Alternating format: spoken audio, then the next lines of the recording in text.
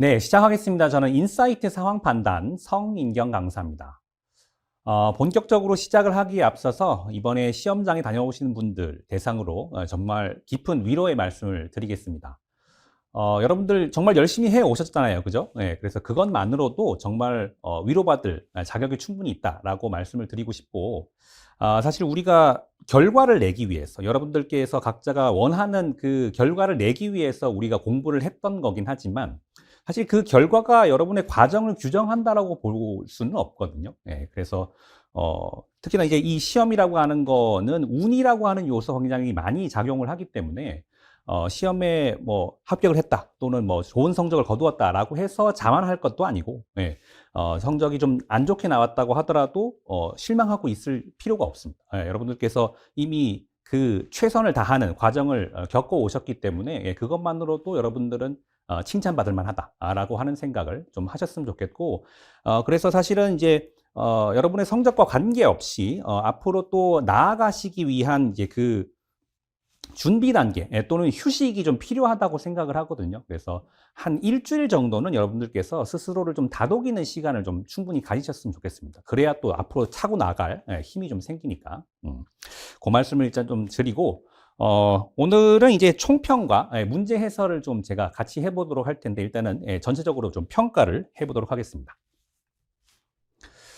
예, 이번에 치러진 2024년도 국가공무원 7급 공채 등 필기시험에 대해서 전체적으로 좀 평가를 해볼 텐데, 일단은 이 시험 자체가 어땠는지에 대해서 설명을 드리고, 그 다음에 앞으로 우리가 또 어떻게 공부를 해 나가야 할 것인지에 대해서까지 좀 말씀을 드리도록 하겠습니다.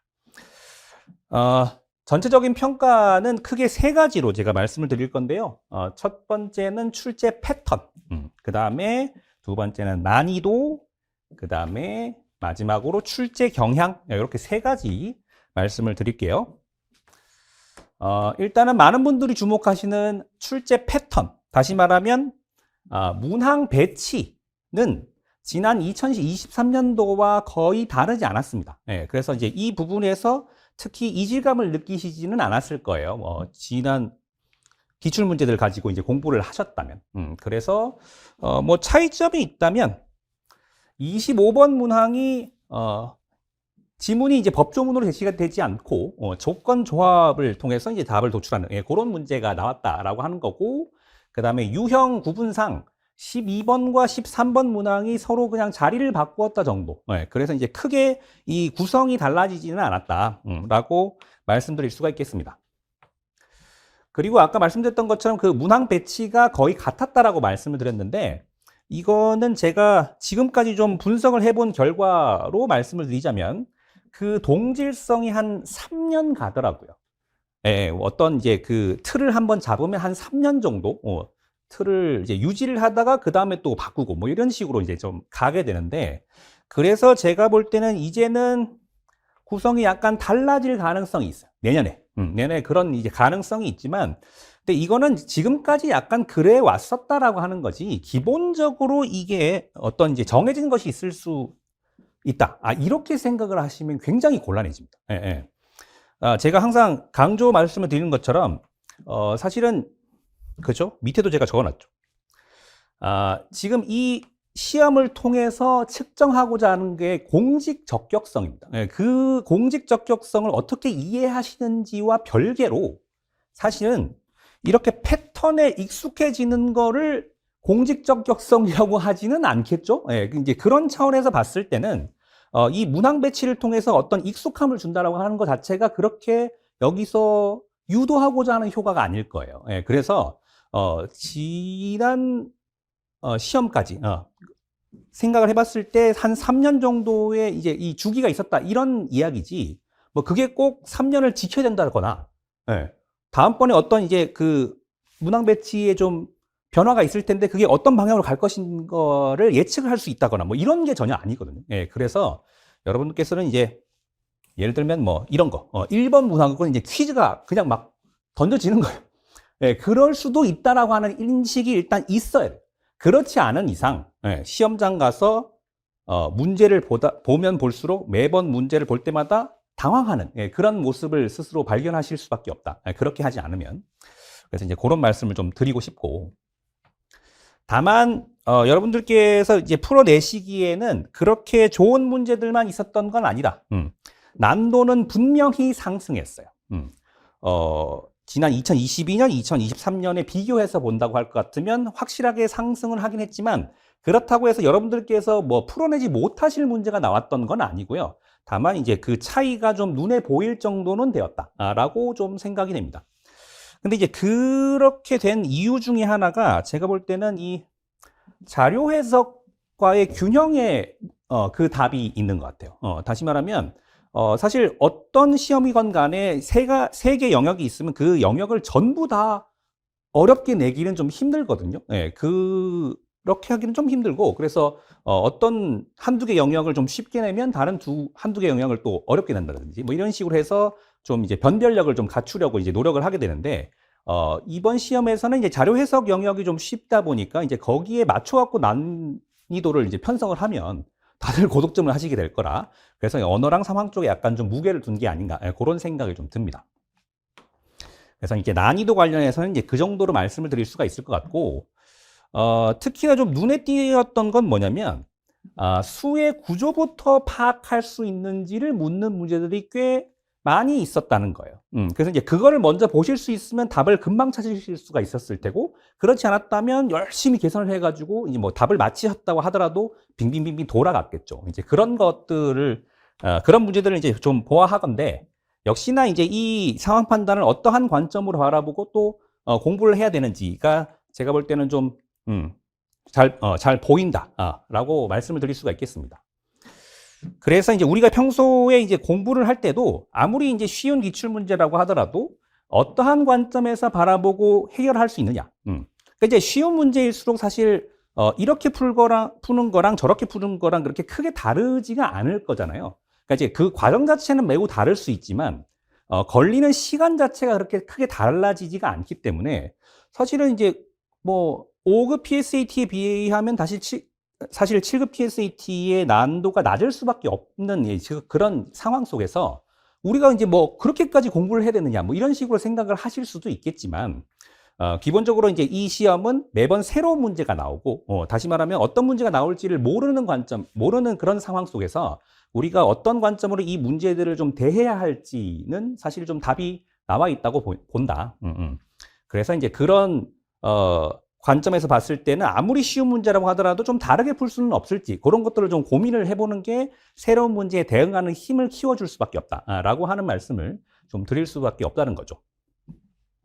그래서 이제 그 정도 말씀을 드리도록 하고 그 다음에 이제 마지막으로 제가 제일 중요하게 생각하는 출제 경향. 위에서 말씀드렸던 출제 패턴은 어떤 방식으로 물어보느냐. 어떤 방식으로 물어보느냐인데 제가 말씀드린 출제 경향은 무엇을 물어보느냐예요. 예, 어떻게랑 무엇은 다른 얘기죠. 예, 그래서 무엇을 물어보느냐를 생각을 해보면 역시나 저는 변하지 않았다고 봅니다. 특히나 단순한 사칙 연산이 초점인 문제가 거의 없었어요. 예, 매해 그랬습니다. 물론 숫자가 등장하는 문제를 계산으로 해결할 수 있습니다. 예, 근데 이제 그렇게 해결을 하는 게 도대체가 이 공식 적격성을 평가를 하겠다라고 하는 이 시험에서 그게 과연 요구되는 과정이고 능력일 것인가 라는 생각은 좀 해볼 필요가 있거든요.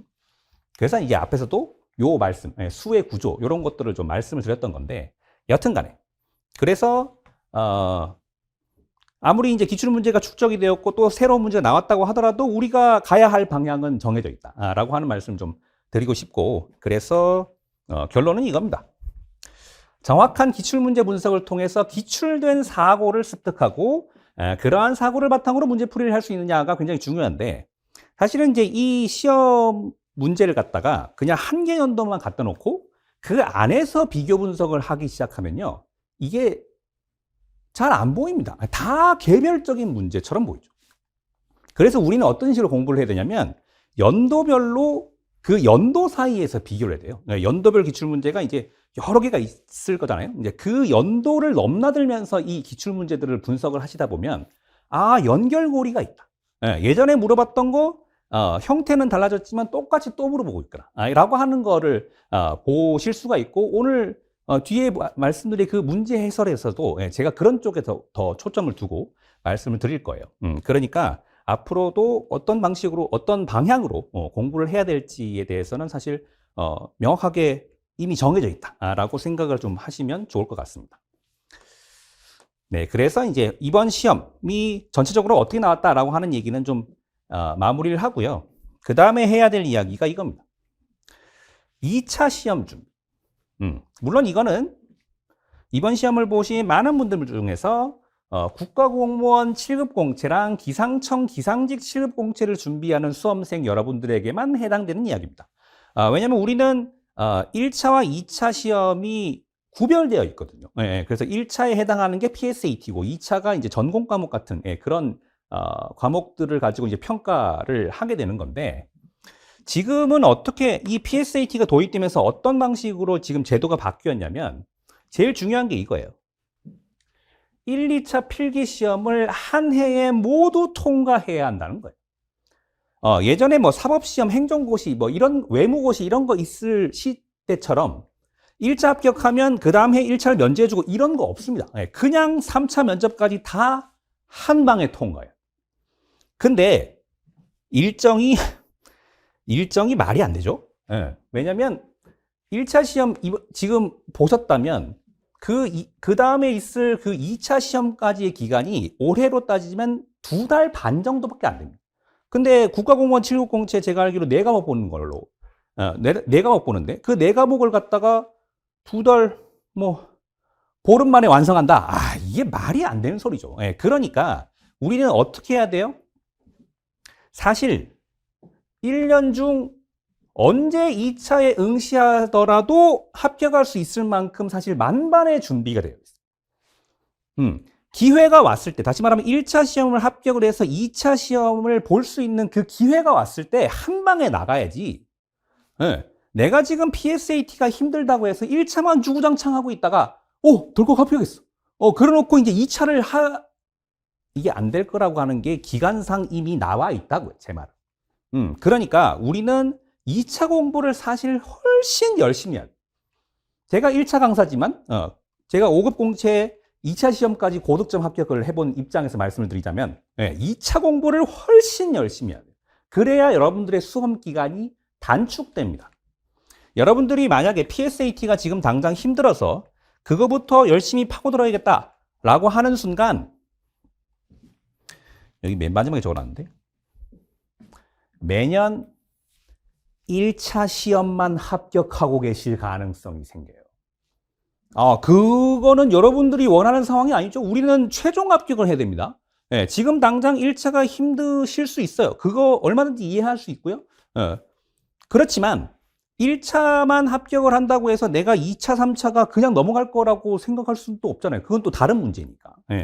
그리고 이게 지금 1차를 합격을 하면 어떤 시간적인 유예를 줘서 우리 보고 2차 공부를 할 수 있게끔 시간을 주느냐, 그게 아니기 때문에, 그래서 2차 공부를 훨씬 열심히 하셔야 된다라고 하는 게 제가 사실은 굉장히 상담을 할 때마다 강조하는 이야기.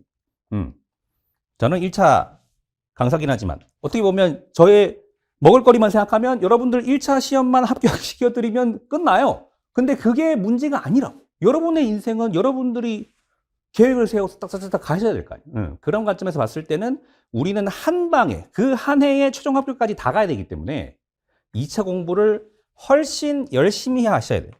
그래서 이거는 지금 이번 PSAT의 결과가 어땠느냐, 시험을 잘 봤느냐, 잘 보지 못했느냐와 아무런 관계가 없습니다. 무조건 여러분들은 지금부터 2차 공부하셔야 돼요. PSAT 그냥 버리세요. 기출문제 풀어봤던 거 다 버리세요. 버리시고 이제 2차 공부를 한참 해야 돼요. 그러니까 이제 1차를 합격을 하실 것 같은 분들은 이번 시험 바로 들어갈 수 있도록 이제 연습을 하셔야 될 거고, 성적이 마음에 안 든다라고 하시는 분들은 내년 시험 2차에 들어갔을 때 바로바로 내가 합격을 할 수 있도록 기본기를 확실하게 쌓는 그런 과정이 좀 필요하다라고 하는 얘기죠. 그래서 이번 시험 결과랑 아무런 관계가 없는 얘기입니다. 그냥 당분간은 다 잊어버리고 2차 공부만 하세요. 그리고 또 하나의 잔소리를 하자면 지금 5급 PSAT가 있고 7급 PSAT가 있고 그래서 둘 다 PSAT를 보다 보니까 그리고 1년에 2번 나누어서 시험이 치러지다 보니까 상당수의 분들이 5급이랑 7급 사이 6급쯤에 자리 잡고 공부를 해요. 그러면 5급 PSAT, 7급 PSAT 둘 다 PSAT니까 어느 한쪽 또는 뭐 둘 다 합격을 할 가능성이 생기죠. 당연히. 근데 이제 문제는 뭐냐면 5급이랑 7급이 2차 시험이 아예 다른 형태란 5급은 서술형으로 평가를 하고 7급은 선택형으로 평가를 하기 때문에 이게 공부를 한꺼번에 할 수 있는 성질의 시험이 아닙니다. 그러니까 설령 1차를 합격을 했다고 하더라도 2차를 합격을 내가 담보를 할 수 있느냐 그거를 생각을 하셔야 된다고. 그러니까 7급 PSAT를 준비하는 우리 입장에서는 5급 PSAT는 그저 과정이에요. 그러니까 5급 PSAT 다가온다고 다시 한번 막 피치를 올리고 막 이러는 분들이 대부분인데 그렇게 해갖고는 여러분들 1차만 합격한다고 아까 말씀드렸지만 이게 시험이 끝나는 게 아니라고요. 그러니까 뒤까지 생각을 한다고 할 것 같으면 당연히 우리는 1년에 한 번씩밖에 없는 그 7급 PSAT가 우리의 목표가 되어야 되고 당연히 이제 뭐 7급 PSAT만 목표로 삼을 건 아니지만 하여튼 5급이랑 7급이 1년에 두 번씩 한 번씩 해서 총 2번의 시험이 있다고 해서 이거를 매번 그 시험이 다가올 때마다 피치를 올려가지고 막 PSAT를 열심히 한다 이렇게 해갖고는 말씀드렸죠? 매년 1차 시험만 합격하고 계실 가능성이 높아집니다. 그러니까 그렇게 하지 마시고 2차 공부 열심히 하셔야 된다. 그리고 우리는 7급 PSAT가 목표니까 7급에 아예 그냥 그 무게중심을 갖다 놓으시라는 거예요. 그렇게 해놓고 5급 시험장에 갔다 오는 거야? 아니 뭐 실전 경험을 할 수 있는 기회가 그렇게 많지가 않은데 얼마든지 추천을 하는 바죠. 근데 그거를 갖다가 메인으로 잡기 시작하면 여러분들의 수험 기간은 계속 길어질 것이다 라는 말씀 드리고요. 자, 그러고 나서 이제 2차 공부가 어느 정도 됐다 라고 하면 이제 1차로 다시 돌아와서 여러분들께서 기출문제 분석이라고 하는 걸 하셔야 될 텐데 기출문제 분석이란 정의를 하자면 기출문제에서 무엇을 묻고 있는지를 확인하고 문제풀이 방법론을 연구하는 거예요. 자, 일단 무엇을 묻고 있는지를 확인을 해야 됩니다. 왜 확인을 해야 되느냐? 매번 똑같이 묻고 있기 때문에. 그래서 기출된 사고를 내가 알면 매번 문제가 형태가 다르게 나온다고 하더라도 이거 이렇게 풀으라고 하는 거구나라고 하는 것을 알 수 있기 때문에 당연히 기출문제를 분석을 해서 무엇을 묻고 있는지를 확인을 해야 되고 그리고 한 단계 더 나아가서 문제풀이 방법론을 연구를 해야 돼. 그러니까 이 문제들이 매번 새롭게 나오기 때문에 내가 기출문제를 아무리 반복해서 풀어갖고 막 문제의 정답을 외우고 풀이 과정까지 다 기억이 난다고 하더라도 시험장 가면 또 새로운 문제가 나오기 때문에 그래서 그거를 그렇게 기억을 한다라고 해서 내가 시험장에 가서 문제를 잘 풀 것이다라고 하는 장담을 할 수가 없다라고 하는 게 이 시험의 가장 큰 문제입니다. 그래서 밑에도 적어놨지만 기출문제 분석이 문제를 반복적으로 해결하는 경험이라고 생각하는 분들이 되게 많은데 절대 그렇지 않습니다. 그거는 아무것도 안 한 거예요. 아무것도 안 한 거예요. 뭘 해야 되냐면 분석, 다시 말하면 문제를 풀고 정답을 맞춰봤어요? 그 후에 시작하는 거예요. 분석이라는 건. 그러니까 문제를 그냥 반복해서 풀기만 하면 분석을 시작도 안 한 거라고요, 제 말은. 근데 내가 5회도겠다, 10회도겠다, 이거 가지고 여러분께서는 공부를 내가 많이 했다라고 생각하시잖아요.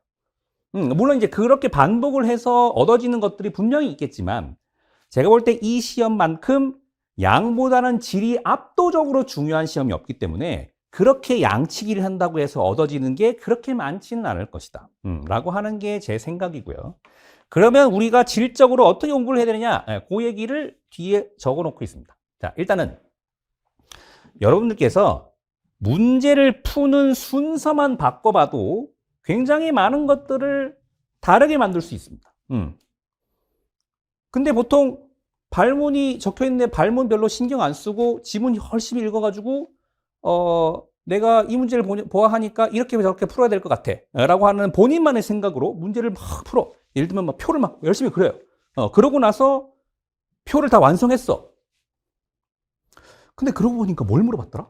하고서 발문으로 간 다음에 선택지 중에서 이제 답을 찾는 거야. 이렇게 하면 당연히 시간이 오래 걸리죠.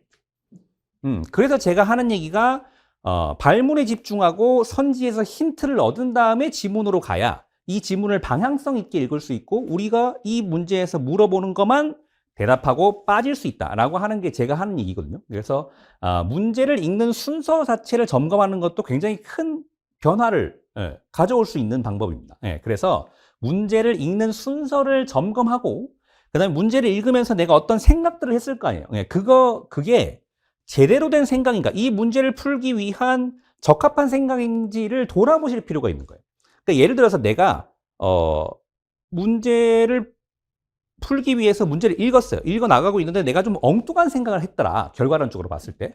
그러면 이제 그 엉뚱한 생각이 왜 나게 되었고, 그러니까 어느 부분을 근거로 내가 그 엉뚱한 생각을 안 할 수 있는 건지, 이런 것들을 좀 고민을 해보셔야 되는 거예요. 단순히 이 문제를 맞췄으니까 넘어가고 틀렸으니까 내용상으로 이게 이렇게 되는 거래. 그러니까 나는 저렇게 보아야 된다라고 하는 거를 그냥 습득만 하는 거 가지고는, 기억만 하는 거 가지고는 새로운 문제에 대응을 할 수가 없다라고 하는 게 이 시험이다라고 하는 거고, 그게 첫 번째. 그게 첫 번째고, 다음으로 선택지나 보기에 정오를 바꿉니다. 다시 말하면 옳은 거를 옳지 않게, 옳지 않거나 모르는 선지는 옳은 선지로 바꿔보는 거예요.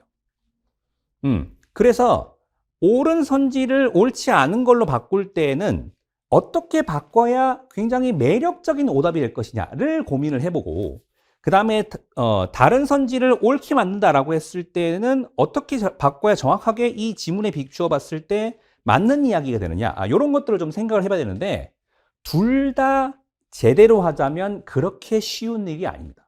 매력적인 오답을 만드는 것도 쉬운 일이 아니고, 왜냐하면 처음에는 이 문장을 바꿔보시다 보면 아마 의도가 다분히 보이는 문장들을 만들고 계실 거예요.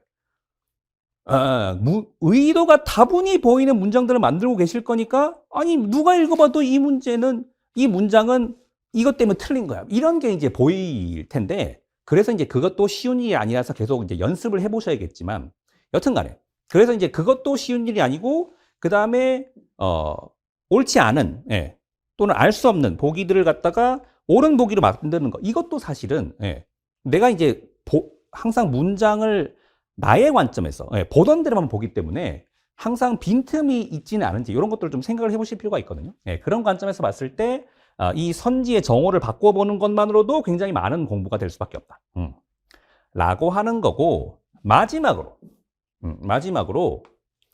이제는 이 문제를 변형하는 거예요. 물론 그럴 일이 없어. 같은 지문이 다시 나올 일이 없어.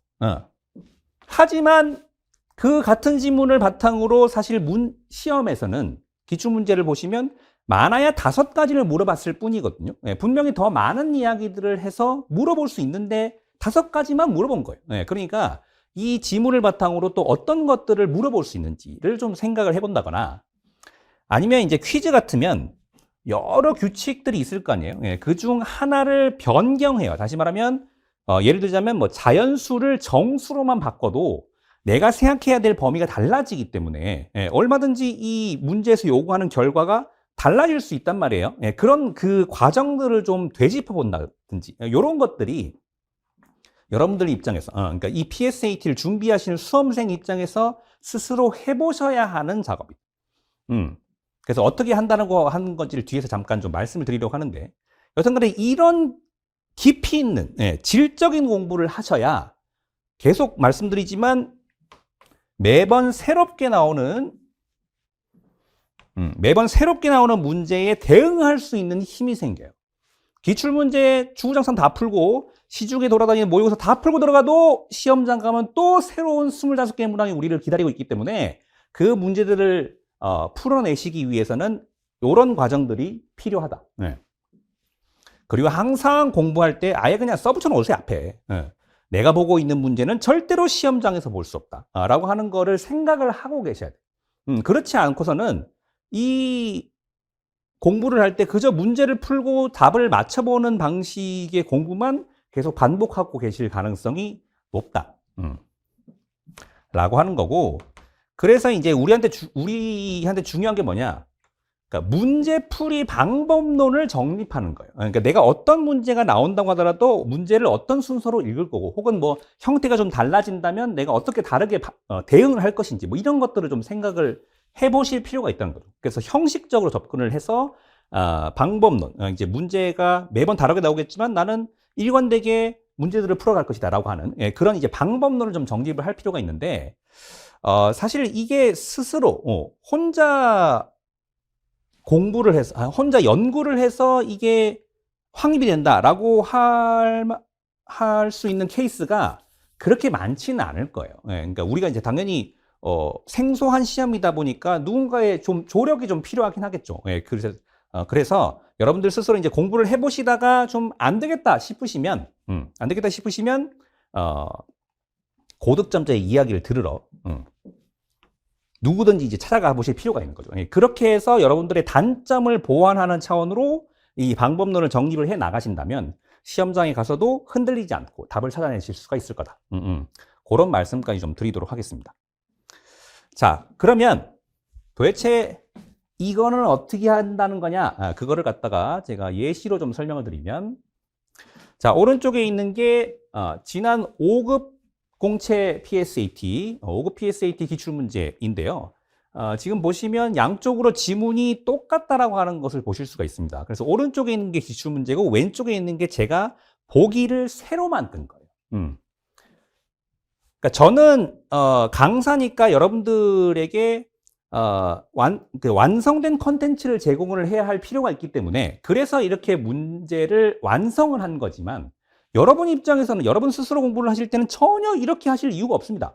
문제를 완성하는 게 문제가 아니라 이 지문을 통해서 추가적으로 물어볼 만한 이제 포인트가 있는지 이런 것들을 좀 찾아보시는 게 훨씬 더 중요한 거거든요. 그래서 지문 하나당 선지 하나씩만 만들어봐도 훨씬 공부 많이 됩니다. 기출문제가 얼마나 많이 쌓여 있는데요. 그거 하나씩 해보시다 보면 어느 순간 내가 확 커져 있다라고 하는 것을 확인하실 수가 있을 거예요. 그래서 요 문제들은 제가 이제 완성을 한 거니까 한번 풀어보시라고 정답을 이제 갖다 붙여놨고요. 오른쪽에 있는 기출문제는 이제 답이 5번이니까 확인을 한번 해보시고. 그래서 이거는 이제 지문을 그대로 두고 선지만 새로 만들어봤다. 요런 거고. 그 뒤에는 뭐냐면 오른쪽에 있는 기출문제가 이것도 5급 기출이네요. 23년도 건데, 여기서는 아예 이제 물어보는 게 따로 있었어요. 추가 질문으로 가능한 것은 이라고 했고, 지문에서 여러 가지 조건을 제시를 할 텐데 그 조건을 만족하는 질문이 무엇이냐 이렇게 이제 물어본 거고, 사실 똑같은 질문을 주고서도 얼마든지 다른 걸 물어볼 수 있단 말이에요. 그래서 여러 가지가 가능하겠다 싶어서 제가 이제 선택지 5개를 아예 새로 만들어 본 거고, 그리고 이제 발문은 그냥 옳은 것은 이렇게 이제 바꿔놓은 거죠. 그리고 여기 이제 오른쪽에 기출문제에서는 5명이 총 18개의 구슬을 서로 다른 개수로 나누어 가진다라고만 되어 있었는데, 저는 이걸 갖다가 약간 좀 추가 설명을 통해서 상황을 바꾼 거예요. 그렇게 하면 당연히 이 질문을 똑같이 내고 답변을 똑같이 한다고 하더라도 그 답변들이 의미하고 있는 바가 또 달라질 수 있기 때문에 그러니까 그런 식의 공부가 계속 이루어져야 이 다음번에는 이렇게 물어볼 수도 있겠는데 이런 생각들을 하시게 되면서 대응력이 향상된다 라고 하는 얘기입니다. 그래서 저는 이제 지금 계속 완성된 문제를 갖다 드리고 있는 거니까 이게 되게 막 어마무시한 것처럼 보이실 수는 있겠지만 일단은 하실 수 있는 것부터 제가 앞에서 말씀드렸잖아요.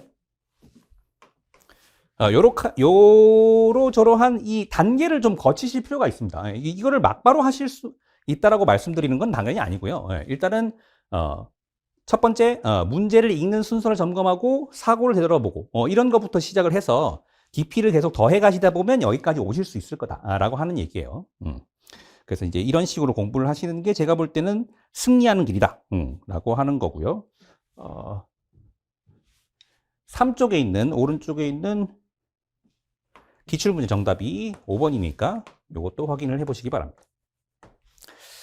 네, 여기까지 제가 이제 총평을 하고 공부 방법론에 대해서 설명을 이제 드린 건데 지금부터는 문제, 이번 시험에서 나왔던 문제들 좀 몇 가지 살펴보도록 하겠습니다. 전부 다 볼 건 아니고요. 제가 말씀드릴 포인트가 있는 문제들만 좀 선별을 해왔어요.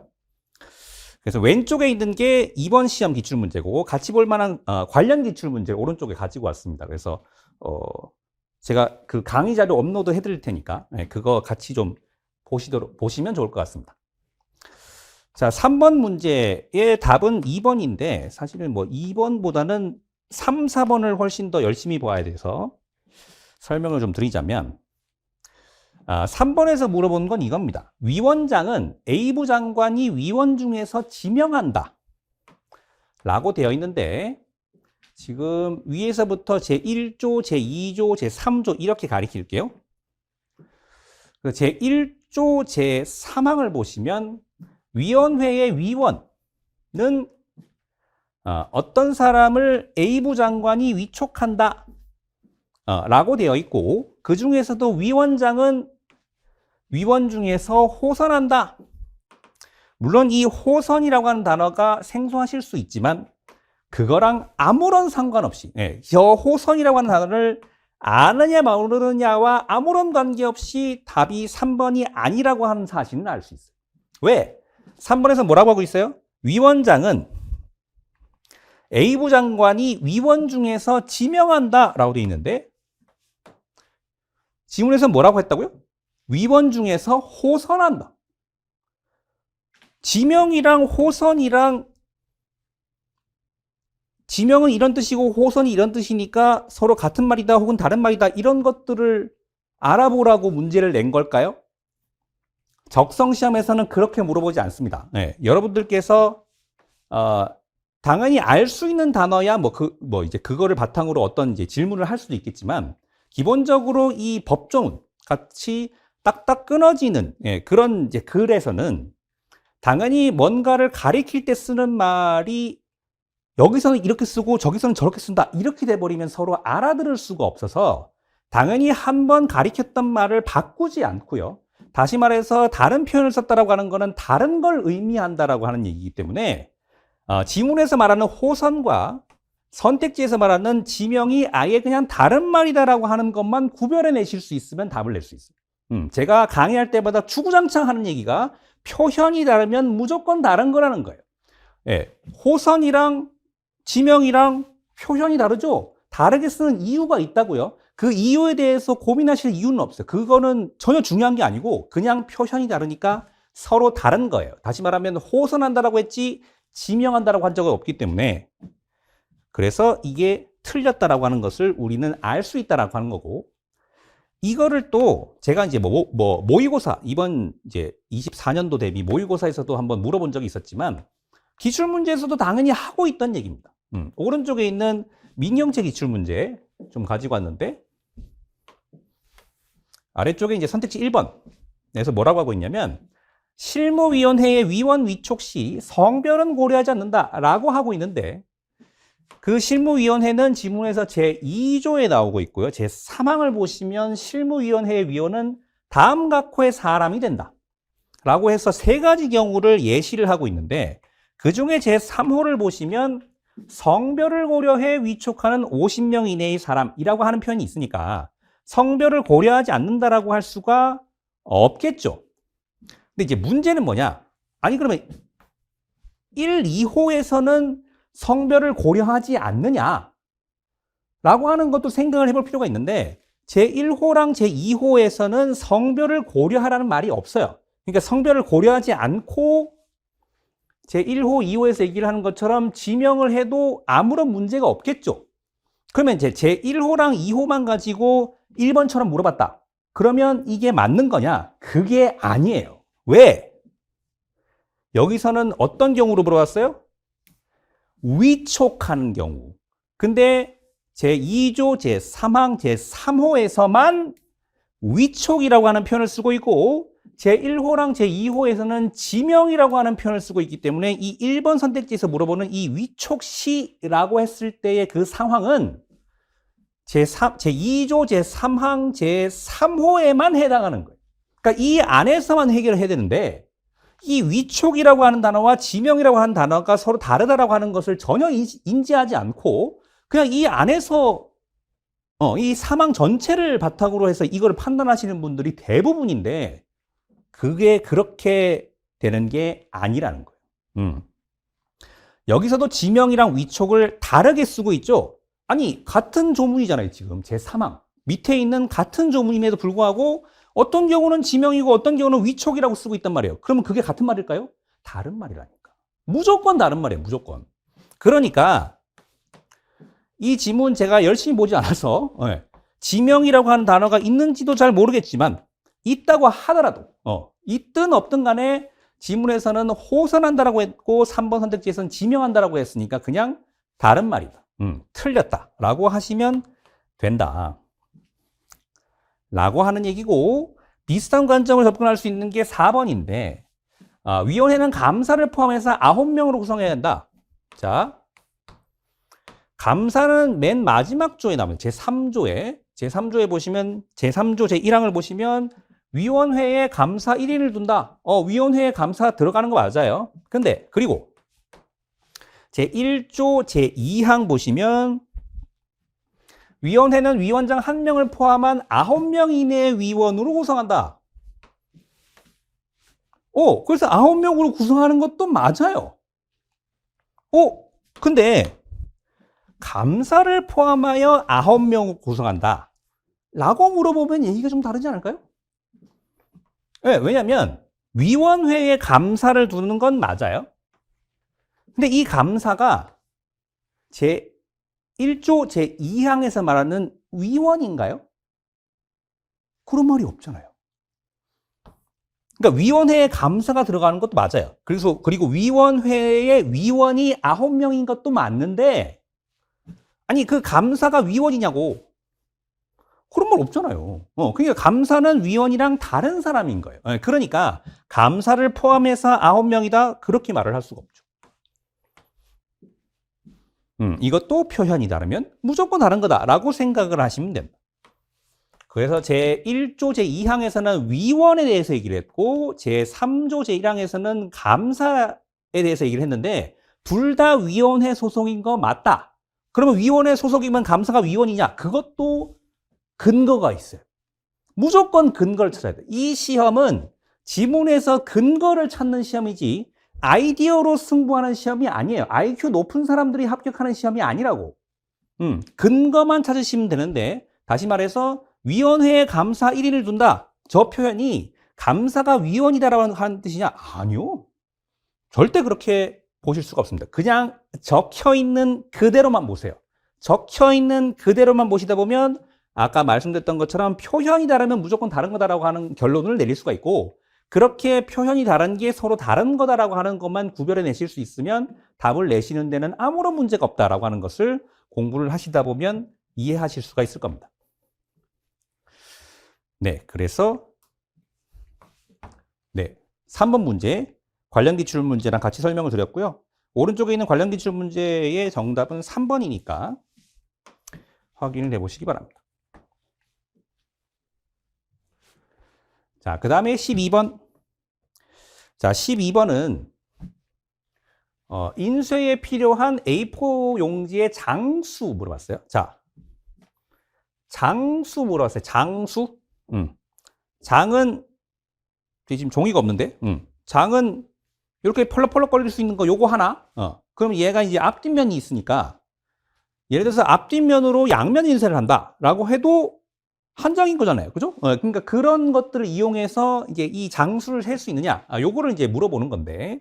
자, 지금 지문에서는 문서 A부터 D까지를 각 한 부씩 인쇄를 했다라고 되어 있고요.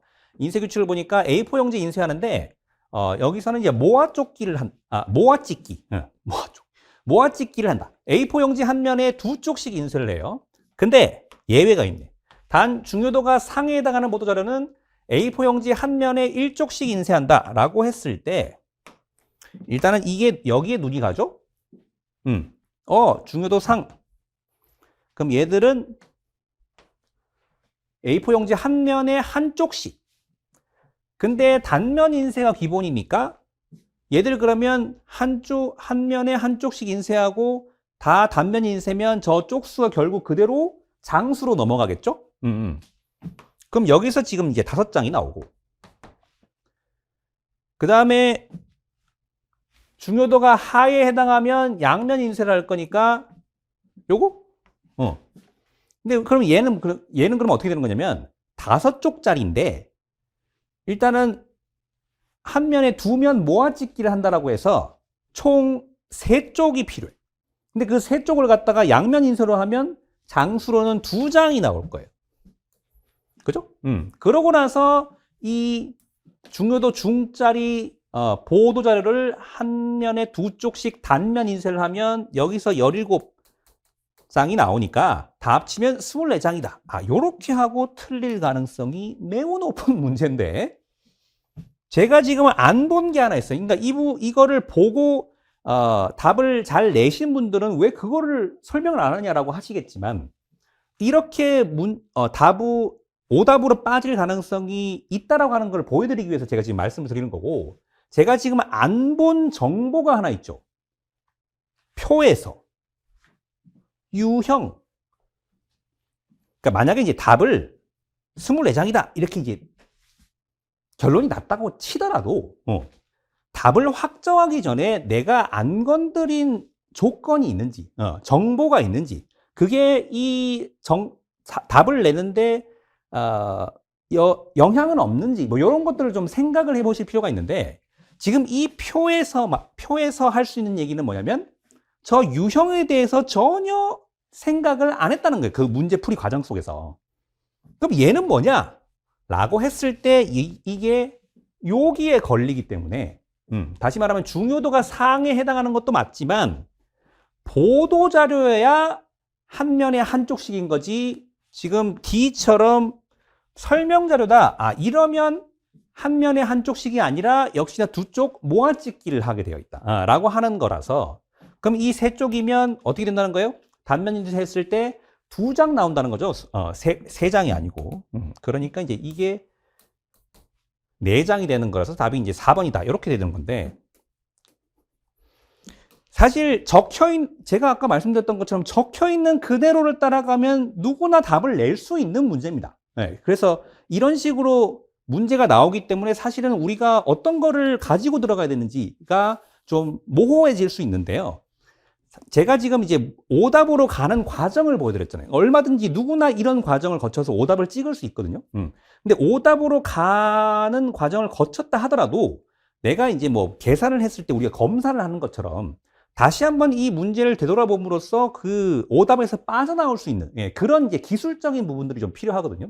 그러니까 제가 여기서 설명드리고 싶은 거는 뭐냐면 답을 내려고 할 때, 답을 확정하기 전에 내가 안 본 정보나 조건이 있는지만 한번 확인을 해오셔도 이런 일은 벌어지지 않을 것이다라고 하는 거예요. 그래서 이 표로 따지면 유형에 대해서 우리가 전혀 얘기를 하지 않고 처음에 이제 문제를 풀었었기 때문에 그러니까 이 부분들을 좀 생각을 하신다면 당연히 답을 좀 고칠 수 있을 것이다 라고 하는 거고 그런 얘기를 똑같이 하고 있었던 게 요 오른쪽에 있는 민경채 문제입니다.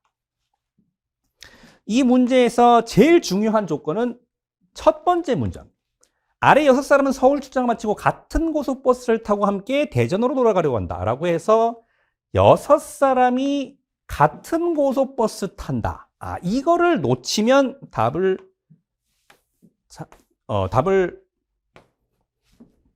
잘 못 찍게 되어 있죠. 지금 이제 이 문제는 일단은 각자가 뭘 할 거라고 해서 소요 시간을 계산을 한 다음에 가장 빠르게 서울에서 출발할 수 있는 이제 그 버스를 잡아 타고 대전으로 돌아간다 이런 얘기인데 그게 이제 제일 처음으로 탈 수 있는 그 버스가 12시 45분 차일 거예요. 그러면 도착 예정 시각이 14시 45분이니까 답이 2번인가? 라고 찍고 틀린 분이 아마 그 당시에 많았을 거예요. 근데 그렇게 찍을 때 또 어떤 거를 좀 생각해 봐야 되느냐? 오른쪽에 있는 표에 자녀 좌석수. 이건 뭐냐는 거예요. 도대체 이건 뭔데 표에 제시가 되어 있고, 내가 지금 이거 고려하지 않고 답을 2번으로 찍으려고 하는데 이게 맞는 건가? 이 생각은 한번 해볼 필요가 있다는 거죠. 근데 아까 위에서 뭐라고 했어요?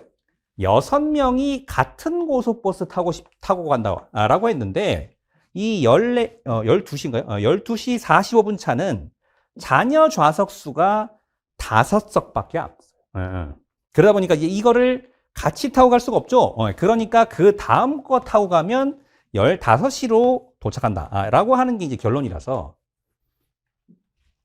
그러니까 이런 이제 제가 사실은 이번 본고사 직전 했던 함정선지 마스터라고 하는 그 특강에서 했던 얘기가 사실 출제자는 함정을 판 적이 없다는 거예요.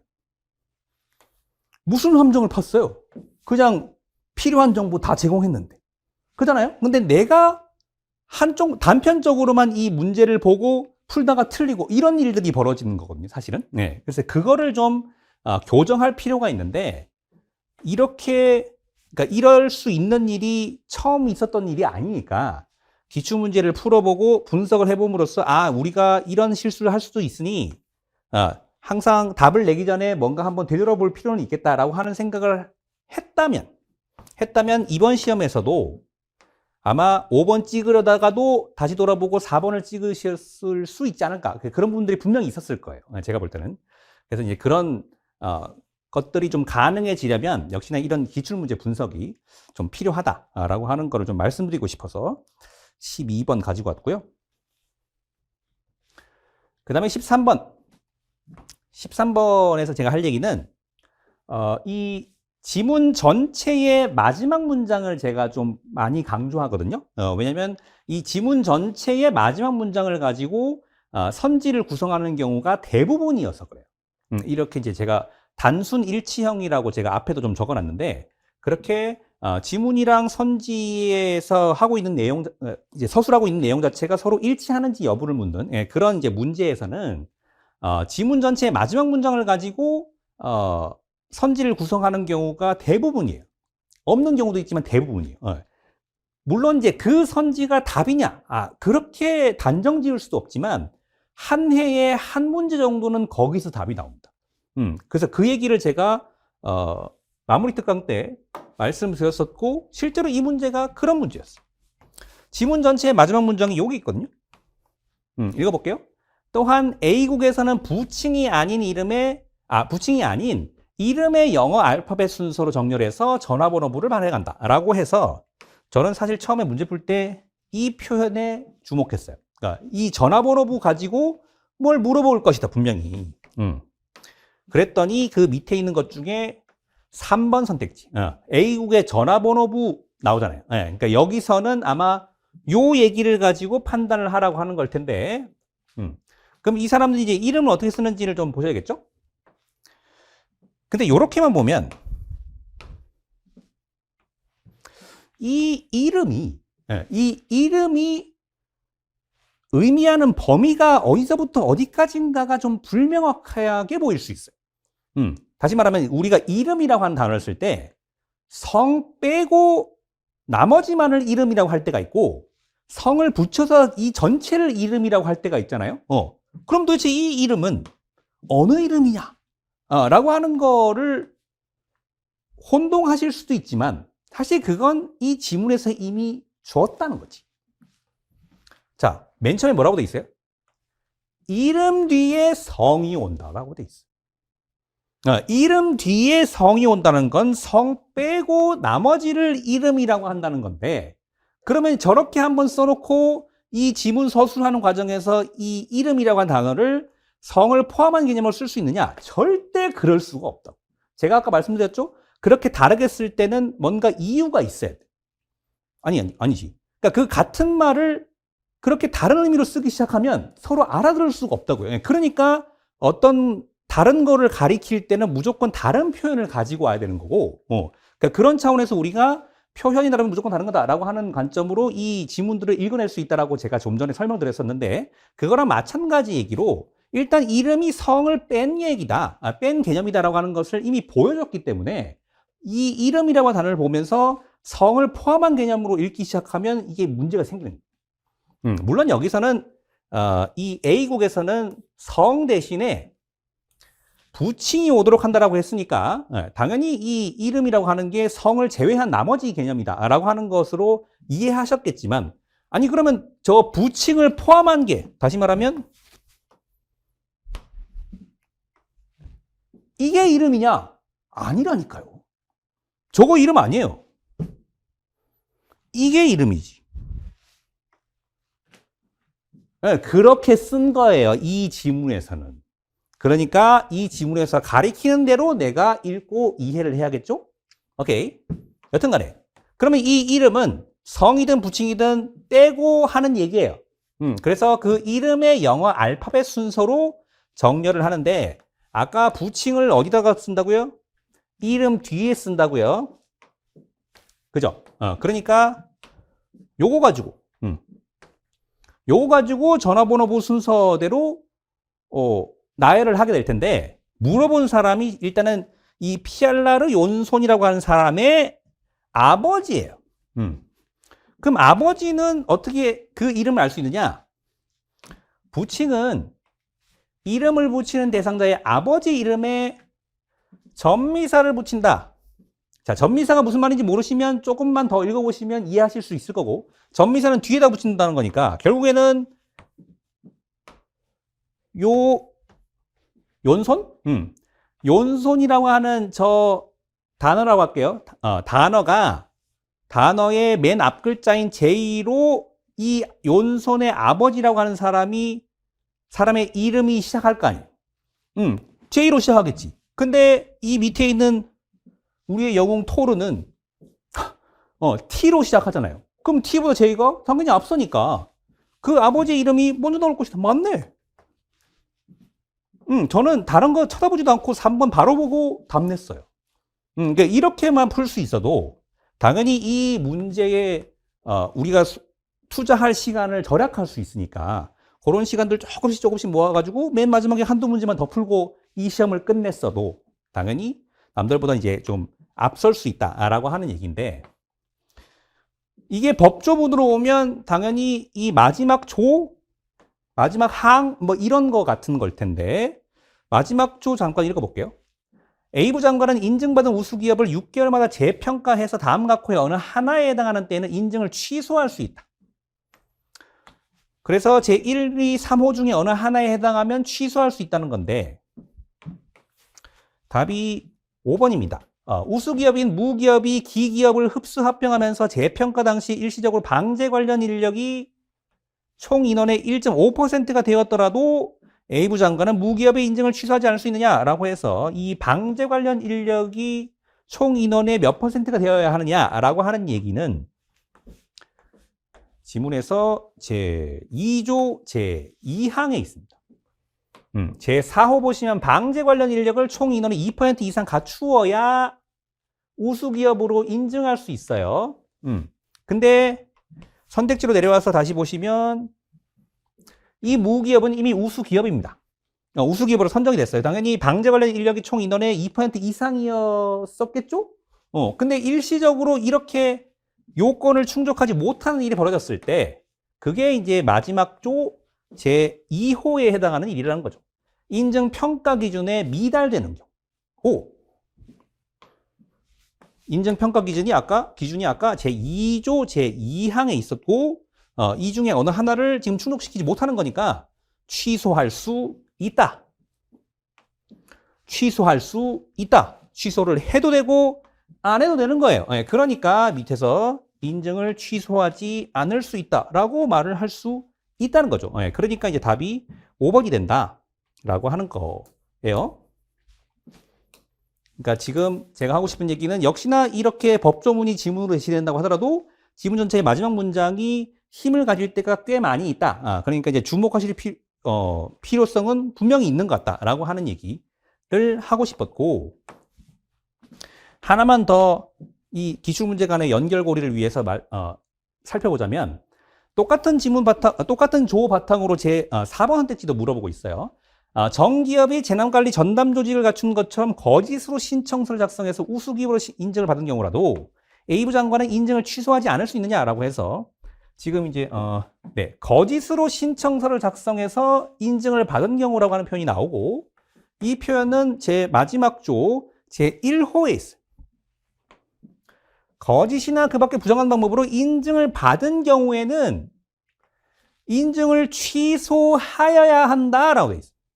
그럼 취소할 수 있다랑 하여야 한다는 당연히 표현이 다르면 무조건 다른 거죠. 네. 적혀 있는 그대로 읽었을 때 우리가 할 수 있는 얘기는 취소할 수 있다는 해도 되고 안 해도 되고 취소하여야 한다는 해야 되는 거고. 그렇지.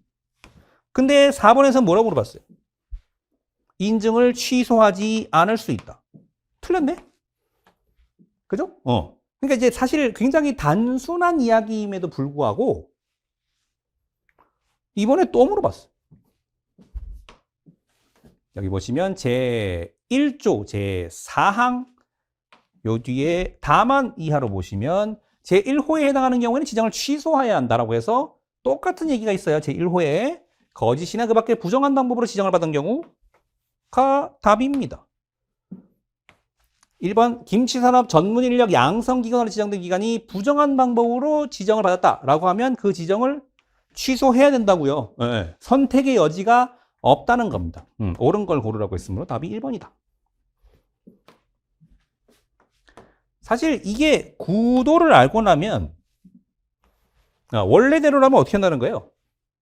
업무의 전부 또는 일부를 정지할 수 있다 라고 되어 있어서 업무의 전부를 정지하거나 업무의 일부를 정지하거나 아예 아무 조치를 안 하거나 뭐 여러 가지 선택지가 있는데 지정을 아예 취소해야 하는 경우는 제1호에 해당하는 경우다. 그러니까 이런 이제 구도가 실정법에 굉장히 여러 군데 있고요. 그래서 이제 여러 번 기출문제에서 가져온 적이 있고 여러 번 물어봤음에도 불구하고 또 물어봤어. 그러니까 사실 이런 것만 봐도 우리가 기출문제를 좀 분석을 해봐야 할 필요성은 사실 있는 거죠. 그래서 이제 그 부분 말씀드리고 싶어서 가지고 왔고요. 그 다음에 16번으로 넘어가겠습니다. 자, 16번 같이 좀 읽어볼게요. 지문. 두 선수가 맞붙어서 승부를 내는 스포츠 경기가 있는데 이 경기는 개별 게임으로 이루어져 있으며 한 게임의 승부가 결정되면 그 게임의 승자는 1점을 얻고 패자는 점수를 얻지 못한다. 게임마다 승부가 결정되고 승자는 1점 얻는다. 무승부는 없다. 그 다음에 개별 게임을 반복적으로 진행해서 한 선수의 점수가 다른 선수보다 2점 많아지면 그 선수가 경기의 승자가 되고 경기가 종료된다. 물론 여기는 승자라고 하는 표현을 2번 쓰고 있는데 무엇의 승자인지가 달라요. 게임의 승자냐, 경기의 승자냐.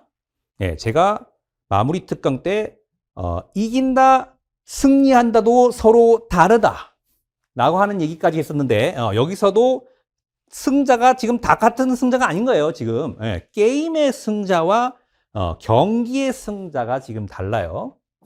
그러니까 이런 거를 보실 수 있어야 아무리 스포츠에 대해서 일가견이 없다고 하더라도 무슨 말인지를 알아들을 수 있어. 근데 여기도 승자가 나오고 저기도 승자가 나와. 이렇게 되기 시작하면 이게 이제 헷갈려서 읽을 수가 없는 거죠. 그러니까 뭐가 다른지, 표현이 다르면 무조건 다를 거다라고 하는 관점에서 뭐가 다른지를 보시면 구별을 해서 이게 이제 지금 이렇게 저렇게 해가지고 게임의 승자를 가리는 거구나. 가 아니고 경기의 승자를 가리는 거구나 라고 하는 것을 알 수 있다는 거죠. 자, 근데 상황에서 두 선수 갑과 을이 맞붙어서 이 경기를 치른 결과 n번째 게임을 끝으로 갑이 경기의 승자가 되고 경기가 종료되었다. 잘 보세요. 뭐의 승자? 경기의 승자. 게임의 승자 아니에요. 물론 지금 이 지문의 구도상 갑이 경기의 승자가 되었다면 n번째 게임의 승자는 당연히 갑이어야 한다. 그건 맞는데 경기의 승자라고 했다고. 예, 이거를 정확하게 보실 수 있어야 돼요. 경기의 승자가 되고 경기가 종료되었어요. 단 n이 3보다 크다. 그러면 기억에서 물어보는 것처럼 n이 홀수일 수 있느냐? 라고 물어봤는데 이 n을 한번 분석을 해볼게요. 이 n은 예를 들어서 이제 갑이 이긴 횟수를 x라고 하고 을이 이긴 횟수를 y라고 하면 이렇게 이런 관계에 선다고 식을 세워볼 수 있겠죠. 왜 이렇게 쓸 수 있냐면 지금 게임마다 이제 이게 무승부가 없는 게임이다 보니까 게임을 할 때마다 게임이 끝날 때마다 승자한테 1점을 주니까 그 이긴 게임의 수와 그죠? 승점의 수가 같기 때문에 이렇게 얘기를 할 수 있다는 거예요. 그런데 이 경기는 어떻게 해야 끝나요? 한 선수의 점수가 다른 선수보다 2점 많아지면 끝나. 오케이. 편의상 얘를 얘를 을이 이긴 경기의 수라고 한다면 지금 x는 y보다 2가 크다. 요런 얘기를 할 수 있다는 거죠. 오케이. 그러면 이 n이라고 하는 건 2y 플러스 2라고 할 수 있고 요거 잘 보세요. 2y 플러스 2 y가 어떤 값이라 하더라도 n은 짝수죠. 이거 2번이나 물어봤어요. 기출문제에서. 네. 그러니까 아마 기출문제 분석을 잘 하신 분들은 n이 홀수인 경우가 없다라고 하는 거 단번에 알아채실 수 있었을 거고. 그 다음 니은 n-1번째 게임에서 을이 이겼을 수도 있다 라고 하는데 그러면 이거 한번 해봅시다. n-1, 뭐 n-2 뭐 이렇게 갈 텐데 자 언제 경기가 끝난다고요? 한 선수의 점수가 다른 점수보다 2점 많아지면 경기가 종료돼요. 한 선수의 점수가 다른 선수보다 2점 많아지면 경기가 종료돼요. 그러면 n번째 경기는 당연히 갑이 이겼어야 되지 않아요? 왜냐면 갑이 승자라며. 경기의 승자? 아니 이게 갑이 아니면 그럼 여기서 이미 이 단계에서 이미 갑이 이겼다라고 할 수 있어야 되는 거 아닌가? 그렇잖아요. 그러니까 이미 여기서 이길 수 있었는데 이미 여기서 갑이 경기의 승자가 될 수 있었는데 여기서 을이 이겼어. 그러고서 갑이 승자로 끝나. 말이 안 되는 소리잖아요. 그러니까 이 n번째 경기는 무조건 갑이 n번째 게임은 죄송해요. n번째 게임은 갑이 무조건 이겼을 거예요. 오케이. 그러면 이게 지금 여기서 을이 승리하는 것도 가능하냐? 자, 잘 보세요. 이겼을 수도 있다라고 하면 저 경우가 성립하는지만 잘 보시면. 저 경우가 성립하는지만 잘 보시면 돼요. 그래서 뭐 발레 찾고 이런 거 필요 없고 저 경우가 성립하는지 다시 말하면 n-1번째 게임에서 을이 승리를 하는 것도 말이 되는지를 집어넣어서 생각을 해보시면 된다고. 그러면 보세요. 갑이랑 을이 지금 n번째, n-1번째 경기를 통해서 게임을 통해서 한 번씩 이겼다는 거잖아요. 그러면 이 두 사람의 승차라고 해야 될까요? 이 승점의 승점의 차이가 요 두 경기 하기 전에도 똑같았어야 되는 거 아닌가? 요 n번째 경기 끝났을 때랑 비교를 해보면. 왜냐면 한 번씩 주고받았으니까. 그죠? 그러면 이 n-2번째 경기 끝났을 때 이미 갑과 을의 그 승점의 차이가 2점이 됐었을 거란 얘기 아닐까요? 왜냐면 승점의 차이는 지금 두 경기 하기 전이랑 후가 똑같으니까. 그러면 이미 경기가 끝나고 경기의 승자 갑으로 나왔어야 되는데 n번째까지 했다는 건 그게 아니었다는 얘기지. 그러니까 요게 말이 안 되는 거예요. 그러니까 여기서 갑이 이겼어야 돼. 그래야 이 두 번을 연속으로 이겨서 두 게임 차를 벌리고 경기의 승자가 될 수 있는 거죠, 갑이. 네. 그래서 이럴 수가 없고요. 디귿 n-2번째 게임 종료 후 두 번째 선수의 점수는 같았다. 그렇죠. 왜냐면 지금 우리가 그러니까 이런 문제를 풀 때는 뒤에서부터 올 줄 알아요. 그러니까 마지막으로 왜냐면 보세요. 결론을 줬잖아요.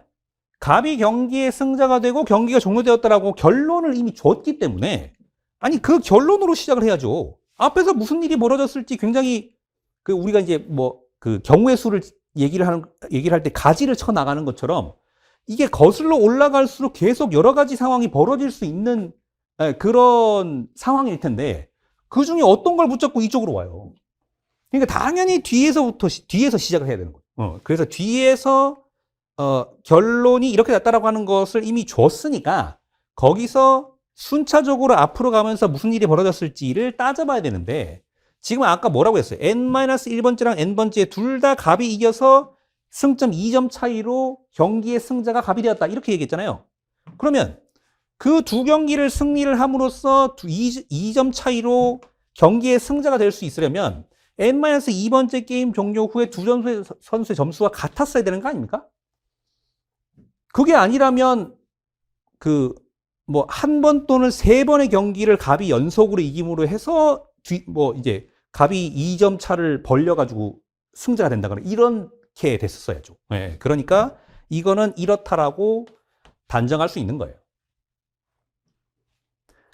그 다음에 리얼 n-3번째 경기에서 을이 이겼을 수도 있다. 그렇죠.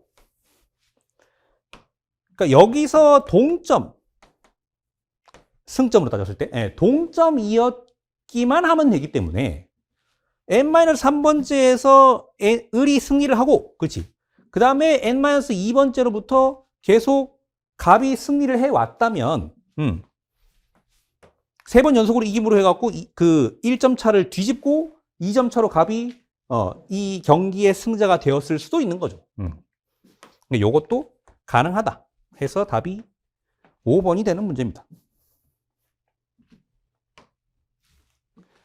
자, 근데 요거는 이제 제가 비슷한 문제를 좀 찾아봤는데 오른쪽에 있는 5급 23년도 문제. 여기서는 뭐라고 하고 있냐면 두 번째 동그라미에서 1, 2세트는 15점을 먼저 득점하는 선수가 3세트는 10점을 먼저 득점하는 선수가 이기는데 1, 2세트로만 일단 한정해서 보신다고 할 것 같으면 점수가 14대 14가 되면 다시 말하면 이제 스포츠 용어로 따지자면 듀스가 되면 점수가 먼저 2점 앞서거나 20점에 먼저 도달하는 선수가 이긴다. 그러니까 이 문제에서는 20점에 먼저 도달하더라도 이겨요. 2점 차를 안 벌린다 하더라도. 그리고 발문에서 물어보는 게 따로 있었기 때문에 굳이 우리가 이런 과정 자체를 따져봐야 할 이유가 없었습니다. 이 문제를 풀 때는. 근데 사실 이게 같은 얘기잖아요. 지금 14대 14가 됐어요. 그러고 나면 점수가 먼저 2점 앞서려면 동점인 상황에서 어느 한 팀이 두 번 연속으로 득점을 해야 2점 차가 되지 않습니까? 그러니까 동점인 상황에서 다시 한번 경기를 해요. 그러면 이제 그 경기를 통해서 뭐 100으로 친다고 할 것 같은 그 랠리를 통해서 이쪽 팀이든 저쪽 팀이든 점수를 한 점 가져갈 텐데 그 점수를 가져간 이후에 그 다음번 랠리에서 상대편이 또 점수를 내. 그럼 다시 동점이니까. 그러니까 2점을 먼저 앞서려면 두 번을 연속으로 한 팀이 가져갈 수밖에 없는 거예요. 네. 그래야 이 세트를 가져올 수 있는 거지. 여기서는.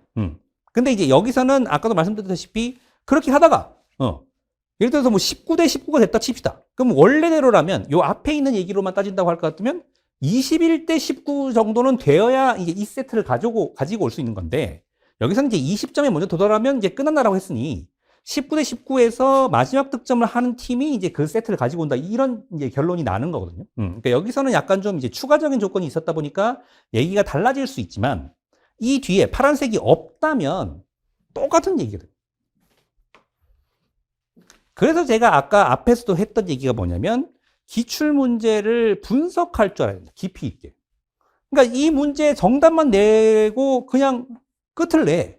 그러면 사실 이런 문제가 나왔을 때 나는 이런 사고를 해본 적이 없으니까 굉장히 좀 어려움을 겪을 수밖에 없는데, 그러니까 이런 문제가 나왔을 때도 일단 답은 찾긴 찾아야죠.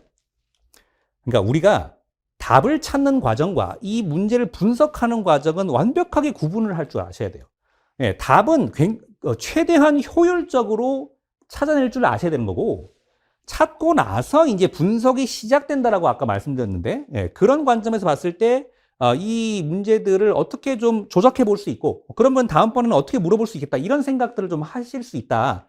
예, 그런 말씀도 드렸습니다만, 그러니까 이 문제를 보고 이제 이런저런 여러 가지 생각을 해본 분과 해보지 않은 분은 당연히 차이가 있을 수밖에 없다라고 하는 말씀을 좀 드리고 싶은 거죠. 오른쪽에 있는 문제의 답은 3번이니까 확인을 해보시기 바랍니다. 네, 그 다음에 18번. 18번은 오른쪽에 있는 문제부터 먼저 같이 좀 볼 건데, 자, 읽어볼게요. A부터 E까지 간에 갖고 있는 상대방의 연락처에 대한 정보는 다음과 같다라고 했고, 자, A는 3명의 연락처를 가지고 있는데 그중 2명만 A의 연락처를 갖고 있고, 근데 A의 연락처를 갖고 있는 사람이 총 3명이다 라고 하면, 물론 이제 이런 문장만 읽어봐도 뭔 말을 하고 있는 건지 헷갈릴 가능성이 좀 있지만, 지금 여기서는 이제 어떤 얘기를 하고 있는 거예요? 상대방의 연락처를 누가 가지고 있느냐. 다시 말하면 A가 어떤 사람에 대한 연락처를 가지고 있는 거랑 A의 연락처를 누군가가 가지고 있는 거는 아예 다른 문제니까 그거를 좀 구별을 하실 수 있어야 된다는 거고, 그래서 A와 관련해서 할 수 있는 얘기는 뭐냐면 A가 연락처를 3명분을 가지고 있는 거예요. A가 가지고 있는 거예요. 근데 이 중에 2명이 A의 연락처를 가지고 있고요. 또 A의 연락처를 가지고 있는 사람이 총 3명이라고 했는데, 지금 사람이 몇 명? 5명? 그 중에 A 빼고 얘기해야 될 거 아니에요. 그러니까 A가 연락처를 가지고, A를 제외한 사람을 따진다면 총 4명이 있을 텐데, 이 4명 중에 3명의 연락처를 A가 가지고 있는 거고, 그리고 또 요렇게 3명이 A의 연락처를 가지고 있는 거예요. 그러니까 이거를 그림으로 이렇게 구도화 시키실 수 있어야 돼요. 이거를 머릿속으로만 푼다. 머릿속으로 풀 수 있으면 이 강의를 듣고 계실 이유가 없어요. 머릿속으로 푼다. 그냥 가시고, 지나가시고, 그 다음에 표를 풀어서 푼다. 표를 그려서 푼다. 그것도 괜찮은데, 저는 표를 안 그리는 걸 선호해서 안 그리고 한번 풀어볼게요. 그러니까 지금 이제 구도가 이렇다는 거 아니에요. 4명이 있는데 그 중에 3명 A가 가지고 있고, A의 연락처를 가지고 있는 사람이 이렇게 비껴서 3명이 있는 거예요. 오케이. 그리고 B는 2명의 연락처를 갖고 있는데 그 2명을 제외한 2명만 B의 연락처를 갖고 있다. 그러면 이제 B 입장에서는 2명이랑 2명이 아예 구별되는 거예요. 그죠? 오케이. 그 다음에 C는 A의 연락처만 갖고 있는데 A도 C의 연락처를 갖고 있어요. 서로 가지고 있다고? 그러면 이 중에 하나가 C겠네요? 그 다음에 D는 2명의 연락처를 갖고 있다. 요거는 뭐 막바로 하기가 그러니까 냅두고, 그 다음에 E는 B의 연락처만 갖고 있다. E는 B의 연락처를 갖고 있어. 그러니까 여기에 일단 E가 들어갈 수 있죠. 왼쪽이 B가 갖고 있는 사람들, 오른쪽이 B의 연락처를 갖고 있는 사람들. 그럼 E가 B의 연락처만 갖고 있다며. 그러니까 이제 E가 오른쪽에 오고, 다시 말하면 B는 E의 연락처가 없고, 근데 E가 여기서 제일 중요한 표현이 뭐예요? 만. E는 B의 연락처만 갖고 있어요. 아무 사람의 연락처도 갖고 있지 못해. 그러면 분명히 이 A 오른쪽에 있는 저 네 칸 안에 E가 들어가야 할 텐데 E는 어디에 들어갈 수 있어요? E가 B의 연락처만 갖고 있어요. A의 연락처 없어요. 그러니까 E가 1위로 와야지. 그러고 나서 B랑 D를 이제 넣을 수 있어요.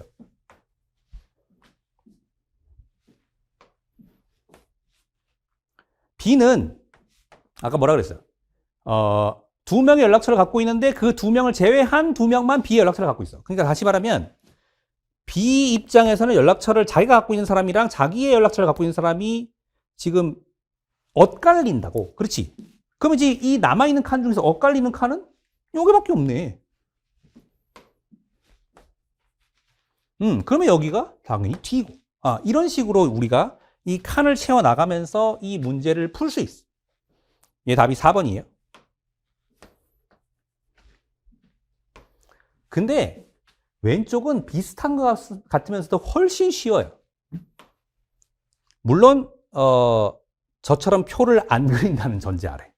표를 그리지 않고 지금 이 문장들이 각각 무슨 얘기하고 있는 건지 그리고 우리가 어디에 초점을 둬야 할지만 잘 파악해도 답을 낼 수 있어요.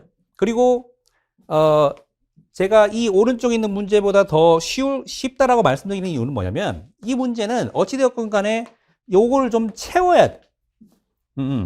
근데 왼쪽의 문제는 안 채워도 답이 나오거든요. 제가 항상 하는 얘기가 중간중간에 그러니까 내가 이제 문제를 풀면서 중간중간에 그 풀이 과정에서 어떤 확정적인 정보가 나오면 그 확정적인 정보로 해결할 수 있는 선택지가 있는지를 먼저 좀 따져보시라. 그런 말씀을 이제 드리는데 제가 아까 표를 안 그리는 걸 선호한다고 했죠. 제가 왜 표를 안 그리는 걸 선호하냐면 표를 그리기 시작하는 순간 우리는 표의 완성에 매몰되기 되기 때문이에요. 표의 완성에 자꾸 집착하다 보니까 발문에서 물어보는 거 답이 이미 나왔는데 나왔는 줄도 모르고 계속 표만 쳐다보고 그러면 당연히 그 중간에 이미 답이 나왔다는 걸 알고 답을 찍고 넘어가는 사람과 우리는 당연히 차이가 있을 수밖에 없죠. 그래서 제가 이제 표를 그리는 거 별로 좋아하지 않는데 그래서 좀 어렵게 말하자면 사고로 해결하는 거고 더 쉽게 말씀드리자면 일단 적혀 있는 그대로를 읽으면서 무슨 얘기하고 있는 거냐. 그런 걸 알기 위해서는 이런 거, 이런 거에 집중하실 수 있어요. 자, 읽어볼게요. 자, 옳지 않은 걸 고르라고 했는데 여기서는 인터넷 장애로 인해서 가불병정이 메일공지 결제 문의 중 접속할 수 없는 메뉴가 각자 1개 이상 있다는 거예요. 다음은 이에 관한 대화인데 자기는 결제를 포함한 2개 메뉴에만 접속할 수 없대요. 여기서 중요한 게 뭐라고요? 그러니까 결제를 포함한 2개 메뉴에만 접속할 수 없고 다른 거에는 접속할 수 있다는 얘기죠. 그러니까 만약에 이 만이 없으면요. 그냥 그 2개에 대해서만 얘기한 거야, 갑이. 근데 만이라고 했으니까 다른 메뉴에 대해서도 얘기를 한 셈인 거죠. 그 직접적으로 언급을 안 했을 뿐이지 만이라고 하는 그 한 글자를 붙임으로 해서 전 메뉴에 대해서 얘기를 한 거예요. 그러니까 그거를 좀 알아보실 수 있어요.